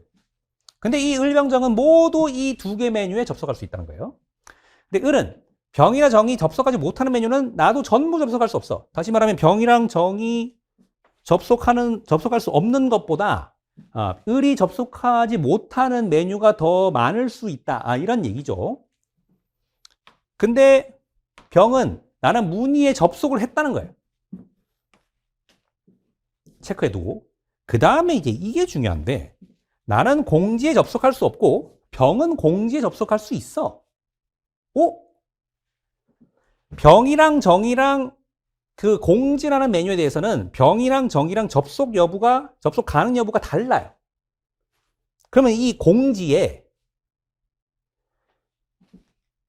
공지가 이 갑이 갑이 접속할 수 없는 메뉴에 포함이 되나요? 안 되죠. 왜냐면 그 갑이 접속할 수 없는 메뉴는 전부 을병정이 접속할 수 있다면서요. 근데 이게 지금 아니란 얘기죠, 이게. 그러니까 갑이 공지에 접속할 수 있지. 없으면 다른 애들이 다 접속할 수 있다니까요. 그러니까 1번이 틀렸어요. 이렇게 답을 낼 줄 알아요. 근데 이게 제가 지금 말씀드렸죠? 뭔가 기가 막힌 사고를 한 게 아니에요. 애시당초 갑이 이런 얘기를 했는데, 그죠? 이런 얘기를 했는데, 그러니까 이제 두 개씩 쪼개놓고, 그러니까 이제 이 각각의 메뉴에 대해서 어떤 얘기를 할 수 있는지만 계속 이 대화를 읽으면서 검토를 해보는 거죠. 근데 갑이 두 개 메뉴에 접속할 수 없고 다른 두 개 메뉴에 대해서는 접속할 수 있어요. 물론 이제 접속할 수 없는 메뉴에 대해서만 추가적인 정보를 제공을 한 거죠. 다른 을병정은 다 접속할 수 있다. 근데 공지라고 하는 메뉴는 병과 정이 서로 접속 가능 여부가 서로 다르니 지금 이 갑이 접속할 수 없다라고 하는 그 메뉴 안에는 포함이 안 될 거 아니에요. 네, 그러니까 접속할 수 있죠. 네, 그래서 답이 1번이다. 라고 보실 수가 있겠습니다. 그 다음에 23번. 제가 볼 때는 이번 시험에서 제일 틀리기 좋은 문제가 이 문제. 자, 처음으로 물탱크가 가득 차는 날은? 이라고 물어봤어요. 읽어볼게요. 용량이 10,000리터인 빈 물탱크가 있는데 입주민이 입주 시작일인 3월 1일 자정부터 이 물탱크에 물을 채우려고 하고 10분 동안 900리터씩 채운대요. 근데 이제 그 입주 시작일이 3월 1일이다 보니까 입주를 순차적으로 하는지 3월 1일의 물 사용량은 전체 입주민의 1일 물 사용량은 5일까지 300리터, 10일까지 500리터, 11일부터는 계속 700리터이다. 그러면 이제 이게 900리터씩을 채운다 하더라도 그 900리터씩이 적립이 되는 게 아니니까. 그러면 이제 구간별로 좀 나눠볼까요? 기간별로? 그럼 5일까지는 900리터 채운 다음에 300리터를 쓸 거니까 600리터? 만큼이 계속 쌓일 거고요. 그 다음에 6일부터 10일까지 똑같이 5일 동안에는 900리터 채워가지고 500리터를 쓰니까 400리터씩이 쌓일 거예요. 오케이. 그 다음에 이제 11일부터는 계속 900리터 채워가지고 700리터를 쓰면 200리터씩을 쌓아 나갈 텐데, 문제는 이제 15일에 물 1000리터를 추가로 사용한다라고 했으니까, 그러면 이제 15일까지 똑같이 5일 동안 1000리터 쌓아놓으면 뭐해? 그날 다 없앤다는 거예요, 지금. 오케이. 그러면 3월 15일까지 총 몇 리터? 600, 400 더하면 1000, 5000리터. 5000리터가 채워진 거예요. 정확하게 절반이. 그로부터는 다른 이벤트가 없으니 남은 5000리터를 200리터씩 25날 하면 채워지는 거 아닙니까? 그럼 이제 3월 15일로부터 25일을 더하면 40일. 3월 40일이 없으니까 4월 9일 아니냐 하고 4번 찍으면 이제 틀리게 되는 거예요, 이 문제가. 그러면 왜 4월 9일이 아니냐? 그게 여기에 답이 있어. 물을 채우는 시간에는 물을 사용할 수 없다. 물을 채우는 시간에도 계속 현실에서는 쓸 수 있죠. 특별히 정화조 청소를 한다거나 이러지 않는 이상, 정화조가 아니지. 물탱크 청소를 한다거나 이런 일이 아닌 이상 물 채울 때 왜 못 써요? 이미 5000리터나 있는데. 근데 여기서는 물을 채우는 시간에는 물을 사용할 수 없다라고 했고, 그 물을 채우는 시간이 언제? 매일 자정부터 10분 동안이에요. 다시 말하면 그 날이 시작하면 이미 채우고 쓴다고. 그러면 보세요. 사실 이 4월 9일은 제가 지금 200리터씩, 다시 말하면 900리터 채우고 700리터를 쓰니까 그 차이값으로 접근한 거죠. 이 차이값으로 접근하는 건 굉장히 좋은 시각이에요. 이거를 갖다가 순서가 있다라고 해서 매일같이 900 더하고 700 빼고 900 더하고 700 빼고 이 짓을 어떻게 하고 있어. 그러니까 차이값으로 4월 9일까지는 와야 돼. 혹은 어차피 답이 4월 중에 있을 것 같으니 3월 31일까지 만들어 놓고 그 다음부터 어떻게 될 건지를 따져보는 것도 괜찮아요. 오케이. 뭐 이렇게 하든 저렇게 하든 하여튼 차이값으로 일단은 접근을 하셔야 된다고. 근데 지금은 이거를 말 그대로 차이값인 거고 애시당초 900리터 채우고 700리터를 쓰고 그러니까 이런 일이 순차적으로 반복되는 상황에서 정확하게 쓰고 남은 물이 10,000리터가 되는 날이 이날인 거지. 그것도 용량이 10,000리터가 넘어갈 때. 용량이 10,000리터가 넘어가는 그 물탱크를 쓰면서 물을 어느 하루에 쓰고 남긴 물의 양이 정확하게 10,000리터가 되는 날이 4월 9일인 거예요. 근데 아까도 말씀드렸다시피 물을 먼저 채워요. 그러면 그 전에 이미 10,000리터에 다 쓸 날이 있지 않을까요? 그러고 나서 쓰고 그러고 나서 쓰는 거니까. 근데 한 번에 채울 때 얼마를 채운다고? 900리터. 이거는 지금 우리가 차이값으로 제시한 200리터 곱하기 5 한 거보다 적어요. 200리터, 그러니까 이제 매일 200리터씩 적립을 해 나간다 했을 때 5일 걸리는 분량보다 적잖아요. 그러니까 일단 우리가 생각하기 쉽게 5일 전으로 가볼게요. 5일 전으로. 5일 전, 여기. 4월 4일이면, 4월 4일이면 전체 10,000리터 대비 몇 리터가 적을까요? 1,000리터가 적어야 되는 거 아니에요? 돌아갔으니까? 1,000리터가 적어야지. 닷새 전인데. 그러면 4월 5일에는 900리터 채우고 700리터를 써요. 그러면 200리터가 채워졌겠네? 아하, 그러고 나서 4월 6일에 이제 900리터를 채울 거 아니에요. 근데 남아있는 게 800밖에 없다며. 그러면 끝까지 닿았겠죠. 그래서 답이 2번인 거예요.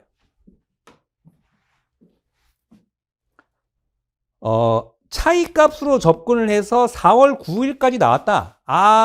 사실 여기까지만 해도 굉장히 잘하신 겁니다. 굉장히 잘하신 거예요. 그리고 차이값으로 왜 그렇게 말씀을 드리는 거냐면 차이값으로 접근했다는 것 자체가 만약에 제 강의를 들으셨다면 제가 하는 얘기, 평소에 하는 얘기를 잘 기억을 하고 그로부터 이 문제를 풀 수 있는 그 바탕을 만들었다는 거기 때문에 너무 잘하신 거예요. 그리고 제가 볼 때 이 문제가 제일 틀리기 좋았기 때문에 이 문제는 그냥 같이 틀리는 문제지 이 문제를 맞춰갖고 막 한 문제 차이로 내가 다른 문제를 맞히세요. 다른 문제를 맞히시라고. 다른 문제 틀린 건 생각도 안 하고 여기서 아깝게 틀렸다고 막. 물론 이제 아까운 거 맞는데 이거는 사실 다 같이 틀리는 문제니까 좀 마음을 내려놓으셔도 된다 이런 말씀을 드리고 싶은 거고 여튼간에 4월 9일까지 왔으면 그것만 해도 기가 막히게 한 거예요. 오케이. 근데 이 문제가 뭐라고? 물을 먼저 채우고 쓴다고요.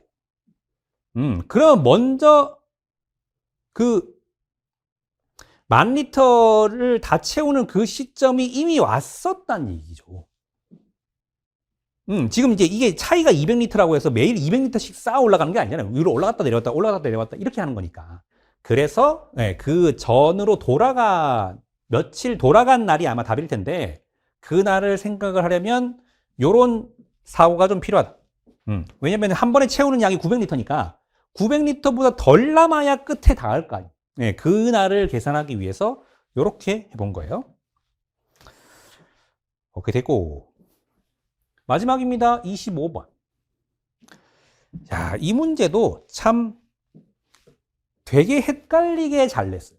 되게 헷갈리더라고요. 저도. 근데 문제를 잠깐 읽어보면 뭐 풀어 보신 분들이 많겠지만 상황을 보시면 이제 이 테니스 선수 랭킹이 매달 1일 발표되는데 이게 중요해요. 발표 전날로부터 지난 1년간 선수들이 각종 대회에 참가해서 획득한 점수의 합이 높은 순으로 순위가 매겨진다. 매달 하는 거예요. 매년이 아니에요. 매달 과거 1년간. 매달 1일 기준으로 과거 1년간. 그런데 매년 12월에는 챔피언십 대회가 개최가 되고 이때는 12월 1일 기준으로 랭킹 1위부터 4위까지 선수만 참가해요. 그래서 요정 챔피언십 대회 성적에 따라서 점수를 주고 그 점수의 변화를 지금 2023년도 12월과 2024년도 1월을 비교를 해 놓은 건데, 근데 위에서 아까 뭐라고 했었죠? 뭐라고 그랬어요? 테니스 선수 랭킹이 발표 전날부터 지난 1년간 획득한 점수의 합이라고. 점수의 합으로 산정을 하는데, 그거를 다시 한번 확인시켜주고 있어요. 총 점수에는 지난 1년간 획득한 점수만 산입돼요. 지난 1년간 획득한 점수만 산입되니까 이 오른쪽에 있는 2024년 1월 1일의 총 점수에는 2022년 챔피언십 대회에서 획득한 점수가 빠지고 2023년 챔피언십 대회에서 획득한 점수가 산입되었다. 자, 2024년 1월 기준이라면 지난 한 해죠. 그죠? 2023년 한 해 동안. 2023년 한 해 동안 획득한 점수의 총합. 근데 요 앞에 있는 2023년 12월 1일을 기준으로 한 저 랭킹은 언제부터예요?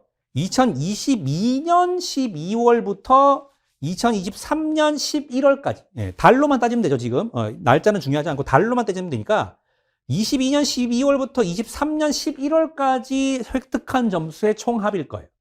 그러면 이 구간을 서로 비교를 해보면 얘는 22년 12월께 22년 12월께 들어가 있지만 얘는 23년 12월께 들어오면서 22년 12월 걸 뺀 거죠. 그죠? 이 얘기가 지난 5급에서 똑같이 물어봤던 얘기. 자, 지문 읽어볼게요. 다음은 갑 스포츠팀의 시즌 11번째, 12번째 경기 결과와 직전 10개 경기의 전적을 나타내는 것이다. 직전 10개 경기. 그러면 11번째 경기 기준으로 직전 10개 경기면 당연히 첫 번째 경기부터 10번째 경기까지 6승 4패를 했었고, 그 다음에 11번째 경기가 반영이 되면서 디귿이 나오는 거죠. 왜냐면 12번째 경기 기준으로 직전 10개 경기 전적은 두 번째 경기부터 11번째 경기일 거니까 이 기억이 들어가야 한다고. 근데 대신에 몇 번째 경기가 빠지는 거예요. 얘랑 비교하면. 첫 번째 경기가 빠지는 거죠. 직전 10경기니까 계속 뒤로 밀릴 거 아니에요, 이렇게. 그러니까 11번째 경기 기준으로 직전 10개의 경기는 첫 번째 경기부터지만 12번째 경기 기준으로 직전 10개 경기는 두 번째 경기부터인 거예요. 그러니까 지금은 하나가 빠지고 하나가 들어오고 하나가 빠지고 하나가 들어오고 계속 이런 식으로 가는 건데 얘도 마찬가지. 여기서 이렇게 넘어올 때 22년 여기 적어놨어요. 22년 챔피언십 대회에서 획득한 점수가 빠지고 23년께 이제 들어오는 거예요. 그런데 여기서 제일 중요한 게 뭐냐면, 그러면 22년 챔피언십 대회는 이 ABCD가 그대로 참가를 했었겠느냐라는 거예요. 23년도는 지금 12월 기준으로 1, 2, 3, 4위가 ABCD니까 얘들을 23년도 거 참가했겠죠. 근데 22년도 거는요? 몰라요. 네, 모르기 때문에 그 모른다라고 하는 것까지 고려를 해서 이 점수 차이를 보실 수 있어요. 근데 여기서 제일 극적으로 변한 게 D예요. 그러니까 22년 거 빼고 23년 거를 집어넣었더니 2000점이 올라간 거야. 그러면 예를 들어서 22년도에 챔피언십 대회에 D가 참가를 했다고 칩시다. 그러면 적어도 250점을 받았을 텐데, 그로부터 그 점수가 빠지고 새로운 점수가 들어왔다고 했을 때 2000점이 증가할 수 있어요? 증가할 수가 없죠. 그러니까 이 D는 어땠다는 거예요? 22년도에는 참가를 못했던 거예요.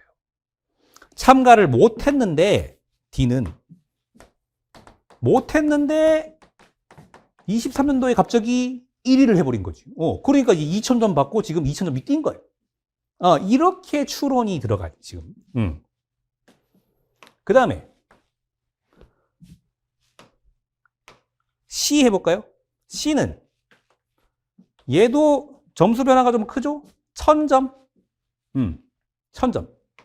1000점은 요렇게 1000점이 상승했을 수도 있어요. 그죠? 1000점이 빠지고 2000점이 들어오면 플러스 마이너스 1000이니까, 플러스 1000이니까, 차이값이. 근데 지금 우승을 누가 했다고? D가 했다고. 그러니까 이 경우가 지금 아닌 거예요. 저 처음에 이 경우라고 생각했어요. C를. 근데 그거는 D 보기 전에 그렇게 생각했던 거고, D 보니까 이게 D가 1위 안 하고서는 말이 안 되는 거예요, 지금. 그러니까 이제 이게 C가 요 경우가 아니겠구나. 다시 생각해 보니까 C가 그 전에 22년도에 참가를 못했을 수도 있는 거니까, 그거 생각하면 어떻게 됐다는 거예요? C도 22년도에는 참가를 못한 거예요. 그랬다가 지금 이제 2위가 됨으로 해갖고 1000점이 상승한 거죠. 그래서 D, C, 자리 잡았고, 그 다음에 A랑 B만 하시면 되는데, B는요, 7000점에서 250점. 그러면 B는 참가를 못했다가 4위를 했거나 4위 했다가 3위를 하면 250점이 올라갈 수 있죠. 그러니까 이제 이 B는 경우의 수가 두 가지니까 일단 냅두고 A를 보시면 되는데, A는 7500점에서 6000점으로 내려앉았어.